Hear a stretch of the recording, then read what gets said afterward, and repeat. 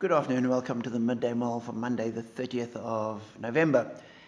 In Murray McShane's reading today we read Luke chapter 14, which begins, "One Sabbath, when Jesus went to eat in the house of a prominent Pharisee, he was being carefully watched." And I thought, I'm sure he was, this controversial preacher, this person that doesn't just fit in and go with the norms, that challenges the received standards of society. I'm sure he was being very closely watched. Are his table manners right? Does he hold his fork in the right hand? And all those kind of things. And I just thought, how often are we watched? People keeping an eye on us. What do we do? Do we walk the talk? And people are very quick to pick holes. They're very quick to challenge and to see fault and find fault and say, oh, they claim to be a Christian, but look at what they did. They say they're such good Christians, but what about this? And we need to remember that we are being watched. And just pray, God, when people watch us, let them see Jesus. Let them see your love in us and be challenged by that. And so Jesus is being watched and immediately given an opportunity to rock the boat.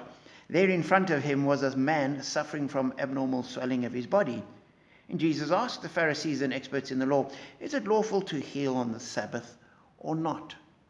And here they've got this immediate need, pressing need. Here's a sick man. What do we do? Is it lawful to help him? What do you say? Do I say to him, just suffer, keep suffering? Sorry, it's a Sabbath, you've got to suffer. What is right? And as is so often the case, but they remained silent. People are very quick to pick holes, but not to get involved. They're quick to point fingers, but not to engage. They're quick to highlight error, but not actually take a stand and set things right. They'll point to problems, but not do anything to solve the problems.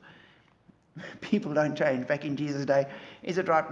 We're not committing ourselves either way. We're just leaving it as is. So we're told, so taking hold of the man, he healed him and sent him on his way. Then he asked them, if one of you has a child or an ox that falls into a well on the Sabbath day, will you not immediately pull it out? And they had nothing to say.